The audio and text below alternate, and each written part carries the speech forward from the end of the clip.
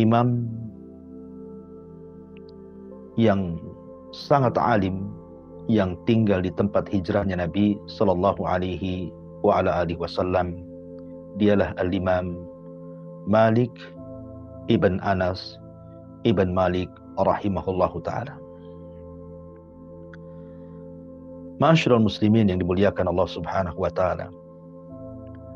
Kita tahu bahwa Allah Subhanahu wa taala berjanji dalam Al-Qur'anul Karim, "Inna nahnu nazzalna dzikra wa inna lahu lahafizun."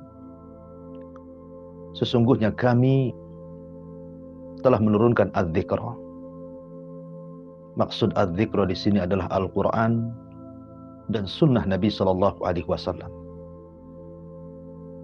Dan kami pula, kata Allah, yang akan menjaganya. Artinya bahwa bukan hanya Al-Quranul Karim yang akan dijaga oleh Allah Subhanahu wa ta'ala. Keotentikannya tidak terdapat dalam kitab-kitab sebelumnya. Tetapi juga Allah Subhanahu wa ta'ala menjaga sunnah ini dengan terlahirnya para ulama yang Allah pilih untuk menjaga sunnah Nabi sallallahu alaihi wasallam. Salah satunya adalah Al-Imam Darul Hijrah. Nabi sallallahu alaihi wasallam pernah bersabda dalam hadis yang dikeluarkan oleh Imam At-Tirmidzi dengan hadis hasan, "Yushiku an yadriban nas akbadal ibili fala yajiduna a'lam min 'alimil Madinah." Hampir saja banyak orang yang mengencangkan unta-untanya untuk pergi menuntut ilmu, dan mereka tidak mendapatkan seorang alim yang lebih berilmu daripada seorang alim yang ada di kota Madinah. Ma'asyiral muslimin yang dimuliakan Allah Azza wa Jalla, banyak yang kemudian maksudkan hadis ini adalah isyarat kepada Al-Imam Al-Malik rahimahullahu ta'ala. Karena kita tahu sejarah Imam Malik zamannya, tidak ada orang yang lebih alim dan juga lebih hafal dan lebih menjaga sunnah Nabi sallallahu alaihi wasallam melebihi Imam Malik. Dan itu dilihat daripada pujian para ulama setelahnya, masuk juga murid-muridnya seperti Imam Syafi'i, Imam Ahmad dan yang lainnya. Ma'asyiral muslimin yang dimuliakan Allah Subhanahu wa ta'ala, Imam Malik lahir di permulaan abad pertama. Dia lahir pada tahun 93 Hijriah, artinya dia berada di abad pertama. Maknanya Imam Malik hidup di zaman tabi'at-tabi'in. Dan zaman tabi'ut-tabi'in artinya generasi ketiga setelah Nabi sallallahu alaihi wasallam dan sahabat Rasul, baru kemudian muncul generasi ketiga yang disebut dengan atba at-tabi'in.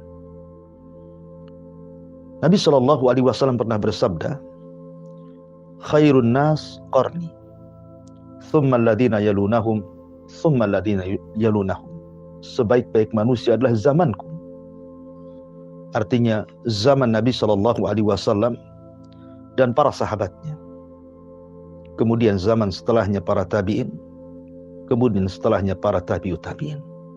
Artinya Imam Malik masih mendapatkan murid-murid para sahabat Nabi sallallahu alaihi wasallam yang belajar kepada sahabat Rasul, di mana para sahabat adalah murid-murid Nabi sallallahu alaihi wasallam. Artinya jarak Imam Malik kepada Nabi sallallahu alaihi wasallam itu adalah jarak yang sangat pendek sekali. Di mana guru-guru Imam Malik adalah guru-guru para sahabat Nabi sallallahu alaihi wasallam. Bahkan salah satu guru Imam Malik termasuk silsilatul dzahab yang dipuji oleh para ulama hadis, di antaranya Imam Al-Bukhari mengatakan silsilatul dzahab dari Malik an Nafi an Ibni Umar an Rasulillah sallallahu alaihi wasallam. Riwayat Imam Malik yang diambil daripada Nafi, di mana Nafi murid daripada Abdullah ibn Umar dan Abdullah ibn Umar mengambil dari Nabi sallallahu alaihi wasallam. Artinya dia memiliki thunaiyah. Thunaiyah itu jarak antara dia cuman melewati dua ulama. Pertama Nafi, yang kedua Ibnu Umar kepada Nabi sallallahu alaihi wasallam. Dan itu hanya ada pada Al-Muwatta, karya besar Al-Imam Malik rahimahullahu taala. Ma'asyiral muslimin yang dimuliakan Allah Subhanahu wa taala. Imam Malik diberikan keutamaan yang tidak diberikan kepada para ulama sebelum dan setelahnya. Artinya dia ulama besar dan ulama dunia. Salah satunya adalah Imam Malik rahimahullahu ta'ala satu-satunya imam madhab yang tidak pernah rihlah untuk talabul ilmi. Dia mencukupkan bertalabul ilmi di kota Madinah. Dan dia mengambil dari para ulama-ulama Madinah. Dia tidak seperti Imam Bukhari yang rihlah ke sana kemari. Dia tidak seperti Imam Asy-Syafi'i rahimahullahu ta'ala muridnya, ataupun Imam Ahmad yang dikatakan tawafa dunya marrataini. Dia tawaf ke dunia sampai 2 kali. Hatta jama'al musnad, sampai Imam Ahmad mampu mengumpulkan karya besar yang disebut dengan musnad Imam Ahmad. Tetapi Imam Malik hanya belajar di kota Madinah saja. Ia diriwayatkan bahwa dia pernah rihlah ke kota Makkah untuk melaksanakan haji. Tapi dia tidak hendak belajar, hanya haji saja. Tetapi walaupun demikian, Imam Malik mampu menguasai banyak bidang ilmu. Baik yang ada di Syam, baik yang ada di Mesir, baik yang ada di Yaman, atau negeri-negeri Islam yang lainnya. Dari mana Imam Malik mendapatkan fikih mereka? Tentu dari manusia-manusia yang datang ke kota Madinah untuk belajar kepada Imam Malik rahimahullahu ta'ala. Kalau dia orang Syam, maka Imam Malik bertanya tentang fikih Syam. Kalau dia orang Yaman, maka belajar tentang fikih Yaman, tentang fikih negara-negara yang lainnya. Tetapi walaupun demikian, Imam Malik tidak terpengaruh dengan fikih-fikih mereka. Dia tetap mengambil amalan penduduk Madinah dan ilmu dari fuqahaul Madinah. Dan dia hanya berpegang kepada pendapat yang dipegang oleh ulama-ulama Madinah. Tentu ada alasan.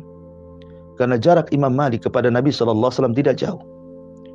Artinya, ketika di zaman para tabi'in, yang mereka berguru kepada sahabat Nabi SAW, tentu tidak akan banyak berubah apa yang dilakukan para sahabat di zaman Nabi SAW. Sehingga ketika Imam Malik mengambil dari kalangan tabi'in, tentu isinya pun tidak akan banyak berubah. Sehingga dari sini kemudian Imam Malik tidak pernah kemudian mengambil fikih-fikih Syam, fikih-fikih Basrah, Yaman, Mesir dan yang lainnya. Dia mencukupkan dengan amalan penduduk Madinah. Dan ini tidak ada yang melakukan kecuali Imam Malik rahimahullahu ta'ala. Kemudian yang kedua, Imam Malik ini sangat dikagumi, ditakuti bukan hanya oleh para talabatul ilmi, bahkan umara, para wuzara, para pemimpin-pemimpin, para pejabat-pejabat sangat menghormati Imam Malik. Mereka takut dengan Imam Malik.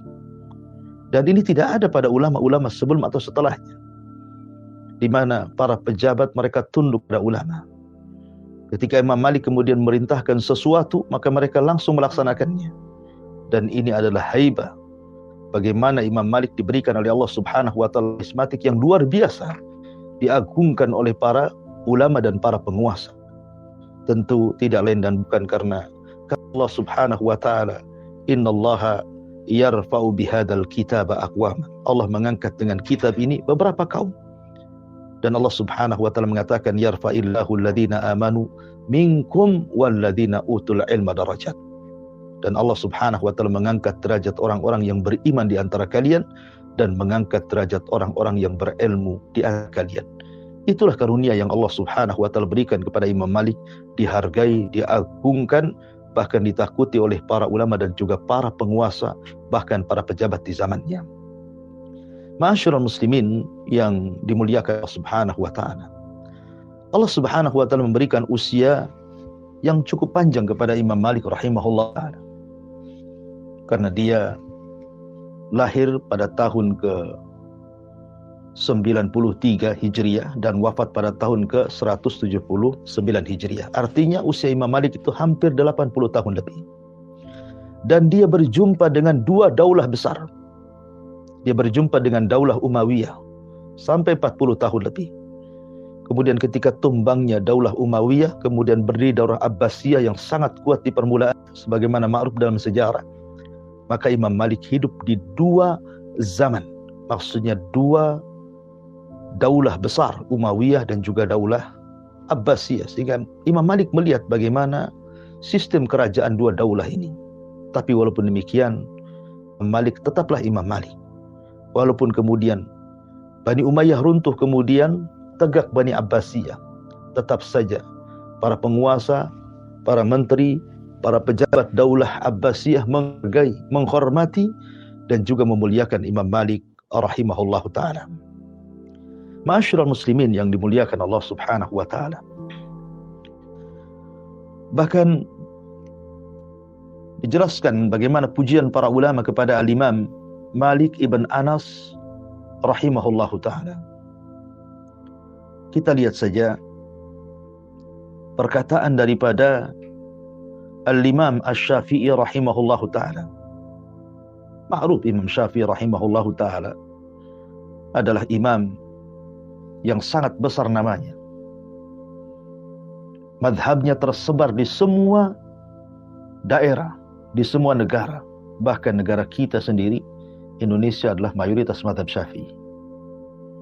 Tahukah anda bahwa Imam Syafi'i rahimahullahu ta'ala adalah murid kebanggaan Imam Malik rahimahullahu ta'ala. Bahkan yang mendidik Imam Syafi'i rahimahullahu ta'ala menjadi ulama dunia tidak lepas dari peran Malik ibn Anas rahimahullahu ta'ala.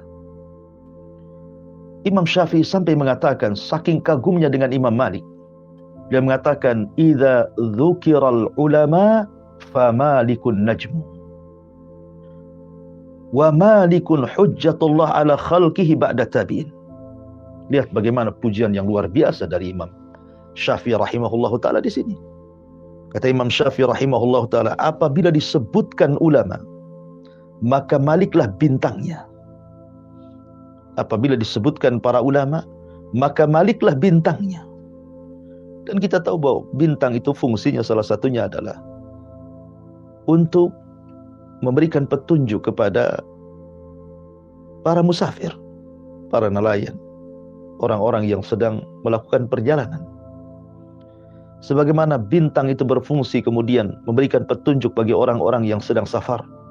Karena di zaman itu kan bersafar menggunakan unta, menggunakan perahu, terkadang belum ada kompas, belum ada Google Map istilah sekarang. Sehingga mereka hanya bisa melihat bintang. Maka Malik itulah seperti bintang, seolah-olah memberikan petunjuk kepada manusia jalan yang terang, jalan kebenaran, jalan sunnah Nabi SAW. Dan Malik adalah hujjatullah, hujahnya Allah ada makhluknya setelah para tabi'in.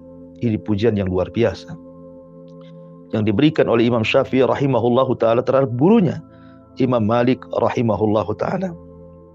Ma'asyiral muslimin yang dimuliakan Allah subhanahu wa ta'ala. Bahkan diriwayatkan dari Abdullah ibn Salam ibn Asim, dia mengatakan qultu li imami Ahmad ibn Hanbal rahimahullahu ta'ala, suatu ketika aku bertanya kepada Imam Ahmad ibn Hanbal radhiyallahu an, ar-rajulu yuridu hifdzal hadithi. Wahai Imam, seseorang menghendaki untuk menghafal hadis Nabi sallallahu alaihi wasallam. Kemudian dia mengatakan fa haditsu man yahfaz. Lalu kepada siapa dia harus mengambil hadis dan menghafalnya? Maka Imam Ahmad merekomendasikan dan mengatakan haditsu Malik ibn Anas. Sebaiknya orang itu datang kepada Imam Malik, belajarlah kepada dia, hafalkan hadis-hadis Nabi SAW dari dia. Karena kata Imam Ahmad ibn Hanbal rahimahullah ta'ala, Malik athbat fi kulli syai'. Karena Imam Malik itu semua bidang ilmu sangat-sangat menguasai, paling mantap. Sehingga Imam Ahmad merekomendasikan kepada Abdullah ibn Asim rahimahullahu ta'ala untuk belajar kepada Imam Malik rahimahullahu ta'ala. Ma'asyiral muslimin yang dimuliakan Allah Subhanahu wa taala. Bahkan Al-Imam An-Nawawi rahimahullahu taala mengatakan ajma'at tawaiful ulama ala imamati Malik wa jalalatihi wa ati siyadatihi wa tabjilihi wa tawqirihi.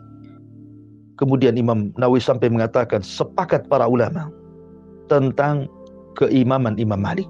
Makanya di antara laqab Imam Malik adalah Al-Imam. Imam Malik itu punya laqab namanya Al-Imam. Jadi kita katakan Al-Imam Malik. Sebagaimana Imam Bukhari dilaqabi Amirul Mukminin fil Hadis. Ataupun Imam Ahmad digelari dengan Imam Ahli Sunnah wal Jamaah. Atau Imam Syafi'i digelari dengan Imam Nasirus Sunnah. Maka Imam Malik mendapatkan gelar Al-Imam. Al-Imam Malik. Karena tidak diragukan lagi keimamannya. Kemudian juga keagungannya, kebesarannya. Bahkan ulama banyak menghargai dan menghormati serta mengagungkan Al-Imam Malik rahimahullahu ta'ala. Ma'asyiral muslimin yang dimuliakan Allah Subhanahu wa ta'ala. Imam Malik adalah satu di antara para ulama yang Allah berikan kecerdasan yang luar biasa. Kecerdasan yang jarang dimiliki oleh manusia. Tahukah Anda bagaimana sejarah kenapa Imam Malik kemudian betul-betul mengagumi ilmu? Imam Malik ini dikisahkan dalam sirah. Dia memiliki suara yang sangat indah sekali. Waktu kecil dia memiliki suara indah. Jadi dia mengagumi para biduan-biduan di zamannya. Terkadang Imam Malik menirukan mereka. Tetapi ibunya kemudian memberikan nasihat kepada Imam Malik rahimahullah dan mengatakan, wahai Malik, tahukah engkau para biduan itu, kalau seandainya muka-muka mereka tidak cantik, tidak ganteng, maka manusia akan meninggalkannya. Sebaiknya kau alihkan hobimu, kesukaanmu untuk menghafal hadis Nabi SAW daripada menghafal nyanyian-nyanyian itu. Akhirnya kemudian ibundanya Imam Malik rahimahullahu ta'ala kemudian langsung mendandani Imam Malik rahimahullahu ta'ala untuk belajar kepada Rabi'atul Ra'i. Ini salah satu gurunya Rabi'ah Ar-Ra'i ini.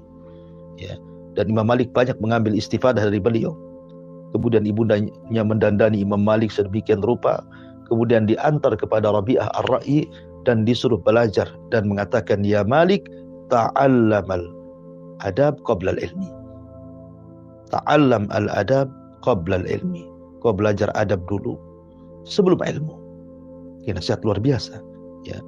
Ibundanya Imam Malik rahimahullahu ta'ala mengatakan belajar adab sebelum ilmu. Ya, karena talabul ilmi kalau tanpa adab seolah-olah tidak manfaat ilmunya. Bahkan adab itu 2/3 ilmu. 2/3 ilmu. Adab baru ilmu. Seperti Abdullah ibn Mubarak rahimahullahu ta'ala mengatakan, aku belajar adab 30 tahun dan aku belajar ilmu 20 tahun. Ma'asyiral muslimin yang dimuliakan Allah Subhanahu wa ta'ala. Bahkan suatu ketika ayahnya Imam Malik rahimahullahu ta'ala, karena Imam Malik ini dia terlahir dari keluarga ulama dan kakeknya itu seorang kibarut tabi'in, termasuk tabi'in yang senior yang belajar kepada para sahabat Nabi SAW seperti Umar dan yang lainnya. Artinya bahwa kakeknya Imam Malik itu bukan orang biasa, orang besar, ulama besar. Walaupun ayahnya tidak ternukilkan seorang ulama, tetapi bagaimanapun ayahnya juga seorang ulama, tapi tidak dikenal. Lah Imam Malik rahimahullah ta'ala suatu ketika, karena dia suka hobi main burung, semacam merpati. Ya, mungkin dia hobinya burung merpati. Jadi terkadang terlalaikan. Di suatu ketika ayahnya mengatakan kepada Imam Malik sebuah pertanyaan. Sebuah pertanyaan, karena Imam Malik kan punya saudara namanya Nadhr. Nadhr ini juga thalabul ilmi. Rupanya Imam Malik tidak bisa menjawab dan kakaknya bisa menjawab. Maka ayahnya mengatakan, ya Malik, itu gara-gara engkau terlalu terlena dengan hamamah, dengan burung merpati. Sebaiknya tinggalkan burung itu. Belajar kepada Al-Imam Az-Zuhri rahimahullahu ta'ala. Maka Imam Malik pun kemudian banyak berguru kepada para ulama di zamannya. Salah satu guru yang sangat mempengaruhinya adalah Al-Imam Ibnu Hurmuz rahimahullahu ta'ala. Imam dunia, Imam Ibnu Hurmuz ini. Lah Imam Malik kemudian datang kepada Imam Ibn Hurmuz. Dia datang di pagi hari kemudian pulang di malam hari. Begitulah semangat belajarnya Imam Malik kepada Imam Ibn Hurmuz ini. Siapa di antara kita yang belajar dari pagi sampai malam? Ya. Terkadang kita jenuh. Tetapi kejenuhan itu karena kita tidak pernah mencintai ilmu. Orang kalau mencintai ilmu, maka dia tidak akan jenuh dalam belajar. Belajar apapun. Kalau dia tidak jenuh, dia sukai pelajaran itu, pasti dia akan tidak jenuh. Bahkan mungkin akan melupakan rasa lapar, haus, karena terkalahkan dengan khusyuk belajarnya. Kelezatan ilmu yang dipelajarinya. Bahkan Imam Malik itu punya siasat. Kalau seandainya ada orang yang datang kepada Imam Ibn Hurmuz ini untuk belajar, maka dia mengatakan kepada anaknya, seraya terkadang dia membawa kurma, kemudian dia memberikan kepada anaknya, Imam Ibn Hurmuz ini, nanti kalau ada yang datang mencari ayahmu, katakan dia sibuk. Imam Malik tidak berdusta. Ya, dia mengatakan seperti tidak berdusta. Ya, karena dia sedang sibuk dengan dirinya belajar. Sampai Imam Malik tidak mau ada orang yang kemudian mengganggu belajarnya. Sampai menyuruh anaknya Imam Ibn Hurmuz dengan berikan kurma dan mengatakan setiap orang yang datang hendak belajar, kata beliau, katakan ayahmu sedang sibuk. Karena semangat himam talabul ilmi, bagaimana semangat talabul ilminya sang Imam Malik rahimahullahu ta'ala. Bahkan apabila dia datang ke kajiannya Al-Imam Az-Zuhri rahimahullahu ta'ala, ma'ruf Imam Zuhri, siapa yang tidak kenal Imam Zuhri? Imam dunia. Tidak ada orang yang lebih hafal tentang hadis Nabi SAW di zaman itu melebihi Imam Zuhri. Dan itu gurunya Imam Malik. Sampai-sampai majelisnya Imam Zuhri, kata Imam Malik, saking penuhnya, sampai orang naik ke atap rumahnya Imam Zuhri, saking banyaknya terkadang sebagian mereka jatuh dan menimpa sebagian yang lainnya. Begitu orang dulu talabul ilmi. Luar biasa, memenuhi talabul ilmi. Mana zaman sekarang yang seperti di zaman dulu? Dari mana-mana datang. Mereka takut tidak kebagian tempat. Sehingga dikisahkan, kata Imam Malik, sampai orang belajar kepada Imam Zuhri itu naik ke atap-atap rumahnya. Sampai jatuh menimpa sebagian yang lainnya. Luar biasa. Ya. Jadi suatu ketika, Imam Malik rahimahullahu ta'ala dikisahkan ketika dia belajar kepada Imam Zuhri rahimahullahu ta'ala, artinya dia hadir di majelisnya itu, kemudian dibacakan 40 hadis atau 30 hadis. Karena zaman dulu kan imam tidak membaca. Yang membaca muridnya. Jadi Imam Az-Zuhri diam. Kemudian ada orang yang membacakan hadis. Apabila salah ditegur. Ya. Sekitar 30 hadis dalam satu majelis. Dibacakan hadis. Kemudian dihafal oleh Imam Malik rahimahullahu ta'ala. Di zaman itu Imam Malik tidak menggunakan catatan seperti orang sekarang. Ya. Jadi mendengar hadis 30 hadis bersama sanadnya sampai kepada Nabi SAW. Langsung dihafalnya.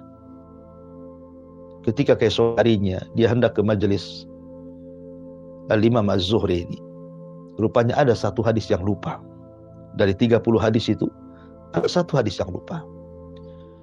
Rupanya Allah takdirkan Imam Malik berjumpa Imam Zuhri.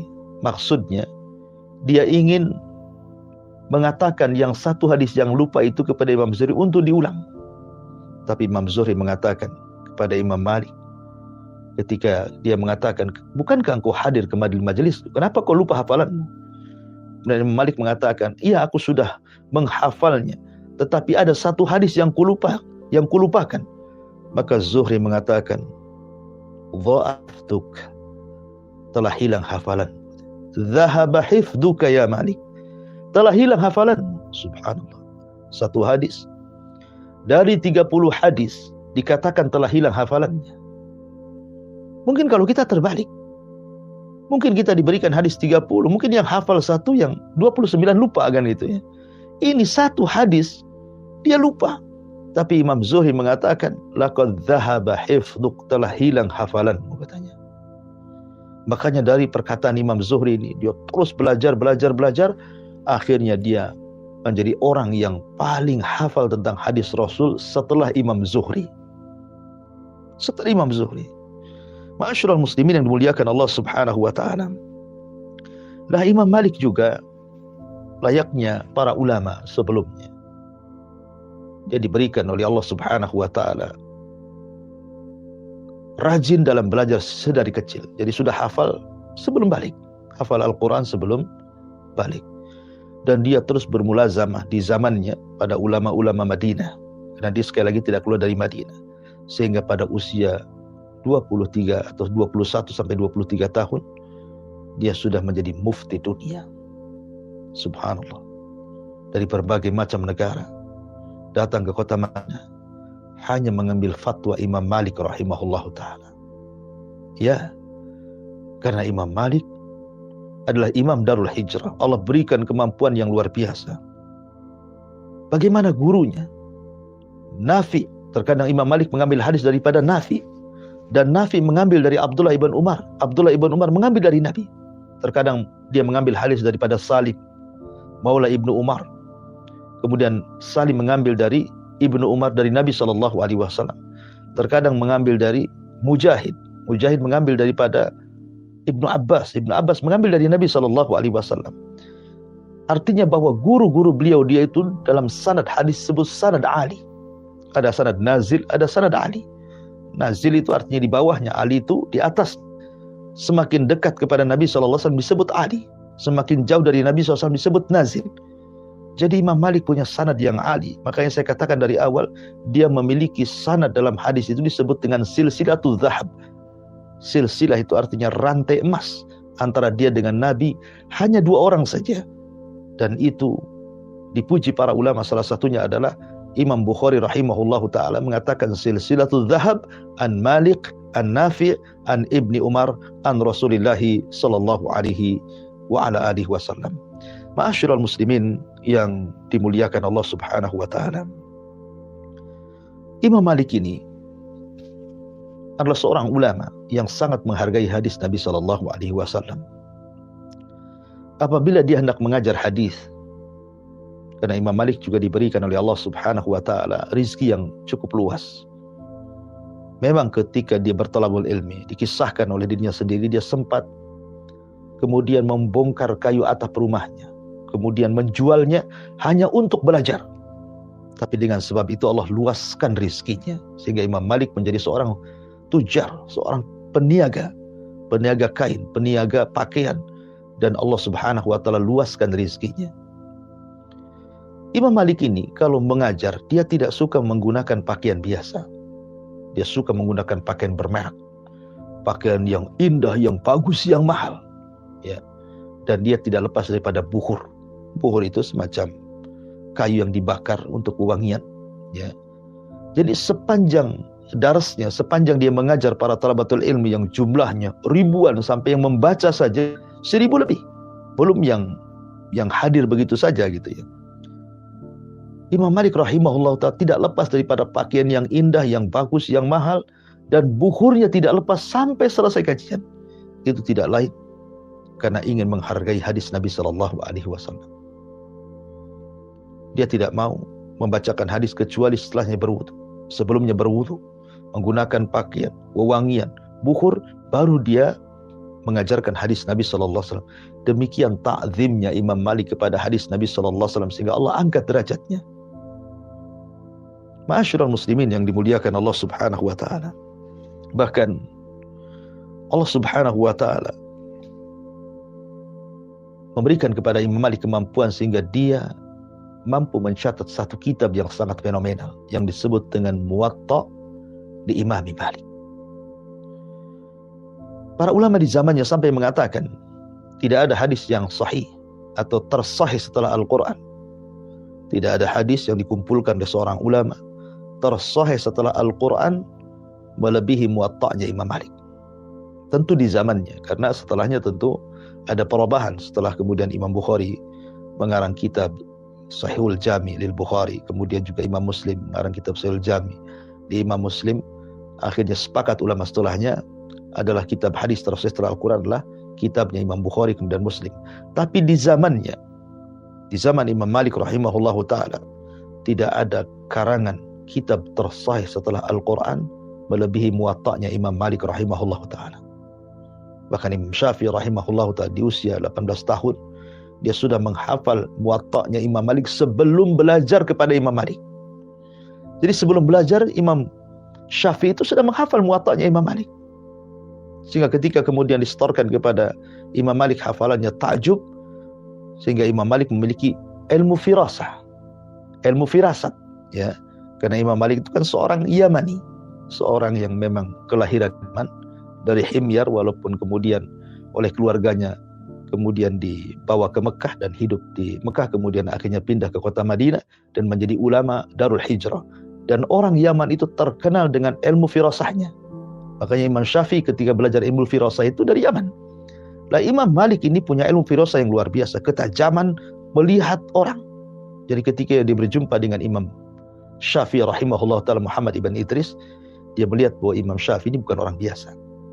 Dia mengatakan bahwa, wahai Muhammad, karena Imam Syafi'i namanya Muhammad, laka sya'nun fil mustaqbal, engkau akan menjadi orang besar di masa yang akan datang, kata Imam Malik. Subhanallah, rupanya betul. Firasatnya Imam Malik kepada Imam Syafi'i rahimahullah ta'ala menjadi sebuah kenyataan. Akhirnya Imam Syafi'i menjadi ulama besar, ulama dunia, dan Imam Malik seolah-olah diberikan firasat yang luar biasa, ketajaman ketika melihat orang bahwa orang ini akan menjadi orang besar atau tidak. Tentu semua adalah karunia dari Allah Subhanahu wa ta'ala. Dan Imam Malik juga belajar kepada para ulama yang luar biasa, seperti di antara guru-gurunya adalah Ibn Shihab, kemudian juga Ibn Hurmuz, kemudian Nafi, Salim, Maula Ibnu Umar, Abdurrahman Ibn Qasim, Muhammad ibn Abi Bakar, Ayyub As-Sikhtiyani dan yang lainnya. Kemudian di antara murid-muridnya juga di antara Imam Syafi'i, kemudian Imam Ahmad, kemudian juga aqrannya juga mengambil dari beliau seperti Abu Hanifah, Auza'i, Hamad ibn Zaid, dan begitu seterusnya. Dan madhabnya tersebar di berbagai macam negara. Artinya bahwa barakah madhabnya tetap Allah Subhanahu wa ta'ala jaga sampai hari ini. Walaupun madhab-madhab para ulama seperti madhab Thawri, madhab Auza'i, dan madhab-madhab yang lainnya, bukan hanya sekedar 4 madhab, itu sudah hilang dengan lekang dimakan zaman.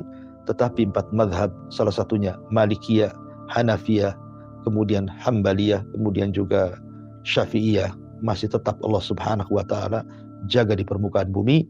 Lah salah satunya adalah madhab Malik rahimahullahu ta'ala. Untuk mengakhiri kisah ini, karena juga memang menjelaskan sebuah biografi ulama tentu tidak bisa waktu yang sangat singkat, tapi saya mengambil poin-poinnya. Imam Malik rahimahullahu ta'ala pernah juga mendapatkan ujian oleh penguasa Madinah kala itu, gara-gara sebuah fatwa. Jadi suatu ketika Imam Malik ditanya tentang fatwa talak mukrah, talak yang dipaksa, talak yang di bawah ancaman, ya. Apakah itu sah atau tidak? Jadi Imam Malik kemudian memberikan fatwa bahwa talak mukrah itu tidak sah. Gara-gara fatwa ini kemudian menyebar di kalangan masyarakat Madinah dan juga sampai keluar Madinah. Lah ketika itu fatwa ini bersamaan dengan pemberontakan yang dilakukan oleh Muhammad ibn Abdullah ibn Hasan ibn Ali ibn Abi Talib radhiyallahu an. Artinya cicitnya Nabi SAW namanya Muhammad ibn Abdullah ibn Hasan ibn Ali ibn Abi Talib. Lah ketika itu Muhammad ibn Abdullah ini melakukan pemberontakan di zaman itu, sehingga kemudian dikait-kaitkan dengan fatwanya Imam Malik. Jangan-jangan Imam Malik itu menguatkan tentang khurujnya pemberontakan dari Muhammad ibn Hasan ini. Karena begini, ketika Imam Malik mengatakan talak mukrah itu artinya tidak sah, ya, talak mukrah itu tidak sah, berarti pembayatan kepada Bani Abbasiyah juga tidak sah. Karena kan Daulah Abbasiyah ini merebut dari Daulah Bani Umayyah. Jadi Bani Umayyah ditumbangkan oleh Daulah Abbasiyah. Seolah-olah kemudian talak mukrah dikiaskan kepada masalah politik. Sejak itulah Imam Malik ditangkap, kemudian didera, sampai akhirnya kemudian tulang sebelah sininya lepas, Sehingga Imam Malik kalau sholat, kemudian dia tidak bisa meletakkan tangan kanan di atas tangan kirinya bersedekap seperti ini, karena memang di sini patah. Sehingga kalau sholat Imam Malik seperti ini, ya, irsal. Sehingga ada sebagian yang menyangka bahwa itu sunnahnya Nabi SAW yang diajarkan Imam Malik ketika sholat. Jadi ketika takbiratul ihram dia tidak meletakkan dada seperti ini, tapi begini, ya. Mereka tidak tahu bahwa ini karena Imam Malik patah sebelah sininya, dia tidak bisa mengangkat tangannya. Sebab pendapat Imam Malik sendiri tentang masalah meletakkan tangan kanan di tangan kiri ketika sholat itu sunnah. Bahkan diletakkan hadisnya dalam kitab Muwatta. Ya, sampai sedemikian ujian para ulama dari penguasa. Ya, wallahu a'lam. Ini mudah-mudahan jadi inspirasi bagi kita tentang tokoh besar dalam Islam, Imam Malik Darul Hijrah, dan menambah semangat kita untuk berthalabul ilmi. Bersyukur kita tidak seperti mereka harus belajar ke sana kemari. Kitab-kitab para ulama sudah dicetak, tinggal kita baca, kita pelajari, dan kita dimudahkan semuanya oleh Allah Subhanahu wa taala. Wallahu a'lam bishawab. Ini yang bisa sampaikan. Saya kembalikan kepada moderator, falyatafadhal masykurah. Jazakumullah khairan wa barakallahu Ustaz. Sama sekali bagi kita semua. Alhamdulillah telah kita simak penyampaian penjelasan ilmu oleh Ustaz Abu Hurairah Hafizahullah. Kita bagian tanya jawab sangat pendengaran yang bertanya dapat mendapatkan pada redaksi Radio FM pada nomor 0811700606. Pertanyaan boleh dikirimkan dalam WhatsApp ataupun pesan singkat.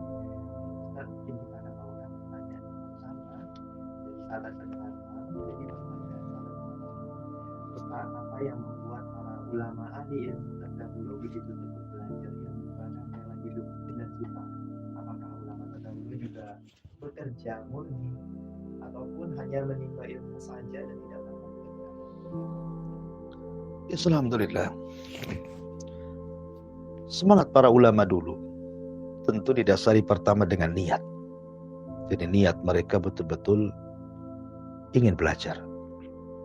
Bahkan terkadang seperti Imam Syafi'i rahimahullah ta'ala mengatakan bahwa boleh jadi seseorang itu di permulaan thalabul ilmi itu bukan niatnya karena Allah, tetapi ilmu itu tidak bisa dicari kecuali karena Allah.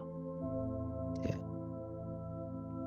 Artinya bahwa ketika kita punya azam yang kuat, niat yang kuat untuk belajar, maka Rasul mengatakan man yuridillah khairan yufaqihu fiddin. Pasti barang siapa yang menghendaki sebuah kebaikan, pasti Allah akan cerdaskan dia. Maka itu niat yang pertama. Itulah yang dimiliki para ulama, niat yang kuat, mengagungkan Islam, mengagungkan agama Allah Subhanahu wa ta'ala. Kalau dikatakan para ulama dulu tidak bekerja, bekerja mereka. Ya. Mereka bekerja sambil belajar. Seperti kalau kita lihat sirahnya para ulama, mereka bekerja. Tetapi terkadang ada juga yang kemudian memang orang tuanya diberikan rizki oleh Allah Subhanahu wa ta'ala, sehingga kemudian orang tuanya yang mendanai anaknya. Ya. Artinya bahwa mereka seperti Imam Nawawi rahimahullah ta'ala, dia punya toko. Imam Nawawi itu dia menjaga warung pamannya. Jadi sambil dia menjaga warung, dia belajar kepada para ulama, sehingga menjadi ulama besar. Siapa yang tidak kenal Imam Nawawi, pengarang kitab Syarah Sahih Muslim. Ya, jadi mereka bekerja sambil belajar, tapi maknanya bahwa pekerjaan mereka tidak menghalangi untuk menuntut ilmu, karena bekerja mereka itu hanya sebatas untuk menuntut ilmu, bukan untuk mengumpulkan kekayaan, pundi-pundi uang, bukan. Jadi kalau memang sudah cukup untuk makan beberapa hari kemudian, maka mereka akan belajar. Kemudian kalau sudah habis, mereka bekerja lagi. Tapi memang luar biasa Allah Subhanahu wa ta'ala berkahi di zaman itu, sehingga walaupun mereka seperti itu kehidupan mereka, lebih banyak yang susah. Terkadang sebagian ulama-ulama besar itu mereka anak yatim. Contohlah Imam Syafi'i. Imam Syafi'i itu anak yatim. Ya, ibunya yang mendidik Imam Syafi'i. Imam Ahmad itu anak yatim. Ibunya yang mendidik dia menjadi ulama besar, jadi ulama dunia gitu ya. Banyak para ulama itu yatim, terlahir yatim, susah hidupnya. Ya. Tetapi dengan semangat mereka, niat yang tulus, kemudian juga ingin meninggikan kalimat-kalimat Allah Azza wa Jalla, akhirnya Allah berikan kemudahan mereka untuk belajar. Intinya bahwa Allah sudah mudahkan di zaman sekarang. Ya, Allah sudah mudahkan di zaman sekarang. Harusnya untuk belajar itu harus lebih rajin lagi, harus lebih giat lagi harusnya di zaman sekarang ini. Tapi sayang ternyata ketika Allah Subhanahu wa taala bentangkan rezeki semudah mungkin, persis seperti yang disabdakan Nabi SAW, bahwa kefakiran bukan sesuatu yang aku takutkan kepada kalian, tetapi yang aku takutkan justru ketika dibentangkan kekayaan kepada kalian, kemudian kalian berlomba-lomba seperti orang dulu berlomba-lomba, dan kelak Allah hancurkan kalian seperti orang dulu Allah hancurkan. Alhamdulillah. Wallahu a'lam bishawab. Kami ucapkan jazakallahu khairan Ustaz untuk sama Pak Salim dan Ustaz untuk pertanyaan. Dan kita lanjutkan pertanyaan selanjutnya Ustaz, yang masih dari sahabat Jepang. Ustaz, kita semua tentu ingin belajar seperti para ahli, tapi di zaman sekarang menimba ilmu banyak syaratnya, ada biayanya juga. Yang jadi pertanyaan saya, apakah untuk menimba ilmu ini maka seorang penimba ilmu harus duduk di sekolah tinggi dan memiliki gelar Ustaz? Bagaimana dengan kami-kami yang orang awam yang menimba ilmu hanya pada majelis taklim yang Ustaz? Ya, alhamdulillah. Salatu wassalamu ala rasulillah amma ba'du. Kalau kita lihat dari kisah Imam Malik yang sama sekali tidak rihlah ke beberapa negara, karena umumnya kalau kita berkisah tentang para ulama, hampir semua para ulama itu melakukan rihlah. Rihlah itu jalan dari satu tempat ke tempat yang lain, dari situ daerah ke daerah yang lain, dari satu negara ke negara yang lain, mencari ilmu. Karena rihlah sendiri adalah sunnah thalabul ilmi. Bagaimana rihlahnya Musa alaihi salam bersama Yusha ibn Nun mencari Nabi Khidir. Kemudian bagaimana rihlahnya Jabir bin Abdullah hanya mencari satu hadis, harus berjalan 1 bulan ke Syam. Ya, bagaimana rihlahnya Imam Ahmad keliling dunia sampai terkumpulnya musnad Imam Ahmad, dan begitu seterusnya para ulama terihlah. Tapi Imam Malik ini tidak rihlah. Dia hanya di Madinah saja. Dia mengambil dari fuqahaus sab'ah, ya, pakar-pakar fikih yang 7 yang memang diakui dunia di zaman itu. Dia mencukupkan di negaranya saja, di kotanya saja, bukan negara, di kotanya saja. Sampai pun ke Mekah dia tidak. Dia hanya haji saja pulang. Tapi lihat, sebenarnya ilmu itu kalau kita mau mencarinya, di sekitar kita banyak ilmu, di sekitar kita banyak ustadz, di sekitar kita banyak orang ahli. Kalau kita mau menekuni, contoh umpamanya kita belajar bahasa Arab, ya. Sekarang Allah mudahkan, sekarang sudah ada Google, sudah ada internet, sudah ada YouTube gitu ya. Kita cari umpamanya ikut kelas yang kalau memang kita sibuk, kita kan ikut kelas online. Ya. Kalau ditekuni, insya Allah. Ya, cuma kadang-kadang kalau kita ini tidak mau menekuni, mudah bosan, pusing sedikit, kadang pelajarannya susah, ditinggal. Kapan selesainya? Kan gitu ya. Jadi memang apa kata Imam Syafi'i rahimahullah ta'ala ketika dia mengatakan, ya akhi, ya, ilmu itu tidak bisa diraih kecuali karena 6 perkara. Kemudian Imam Syafi'i mengatakan, hirsun wa dzaka'un wa ijtihadun wa bulghatun wa suhbatu ustadin wa tulu zamanin. Kata Imam Syafi'i, ilmu tidak mungkin diraih kecuali karena 6 perkara. Pertama, semangat. Semangat dulu. Ya, ada semangat dia. Ya. Kemudian yang kedua, kecerdasan. Kecerdasan datang dari Allah, minta. Ya. Kemudian juga ijtihad, sungguh-sungguh. Ya, jangan main-main belajar itu, sungguh-sungguh. Ya. Kemudian kalau bisa ada ustadz. Ya. Kemudian bulghah, ada biaya. Kemudian waktu yang panjang. Jadi 6 perkara ini memang kalau orang bisa mendapatkannya, gitu ya. Pertama, semangat. Yang kedua, kecerdasan. Yang ketiga, sungguh-sungguh. Yang keempat, biaya. Yang kelima, ada ustadz yang Anda jadikan guru. Kemudian waktu yang panjang, pasti ilmu itu akan diraih. Karena Yahya ibn Abi Katsir mengatakan, ilmu tidak mungkin diraih birahatil jismi. Ilmu tidak mungkin diraih kecuali karena lelahnya jiwa, lelahnya badan. Kalau istirahat belajar di rumah, sambil golek-golek, sambil miring-miring, sambil makan, dengar YouTube, ya kapan Anda mau dapat ilmu ya? Ya kalau memang ini, jangan menunggu luang waktu, tapi luangkan waktu. Anda bekerja ya, tapi kan tidak mungkin 24 jam Anda kerja. Ada waktu-waktunya Anda lagi di luar pekerjaan, pas hari libur, gunakan untuk belajar. Apa salahnya dari pagi sampai malam? Yang mudah saja, seandainya nih. Sekarang kan ustadz-ustadz itu udah banyak di YouTube. Ya, baik yang buka bahasa Arab, nahwu shorof, fikih, akidah, macam-macam. Coba kalau di waktu libur itu Anda hari Minggu, jangan kemana-mana, di rumah saja. Ambil buku, ambil pena, dengarkan dari pagi sampai malam, catat. Habis tadi ini, saya yakin dari pagi sampai malam Anda mencatat itu akan banyak faedah yang Anda akan dapati, ilmu yang belum pernah Anda dengar sebelumnya. Dan kalau Anda lakukan itu seperti itu terus menerus, insya Allah, ya, walaupun dengan cara seperti itu, dengan alasan sibuk umpamanya, itu akan jadi ilmu. Apalagi Anda hadir di majelis taklim. Apalagi Anda punya target, saya sudah bekerja ini, kalau uang saya di rekening sudah 30 juta, 50 juta, saya mau berhenti bekerja dulu. Saya ingin mondok dulu. Saya ingin belajar dulu di mana. Insya Allah itu lebih baik lagi. Tapi sekali lagi terkadang dunia ini mengikat kita. Sehingga terkadang susah dan memaksakan diri untuk talabul ilmi itu kayaknya setan terlalu kuat. Ya minimalnya kata Nabi SAW ketika memberikan nasihat kepada seorang sahabat namanya Handalah, walakin ya Handalah sa'atan. Walakin Handalah, sebaiknya bagi waktu itu. Kadang-kadang kau bekerja, kadang-kadang kau belajar. Ya, supaya jangan terkena penyakit nifak. Wallahu a'lam.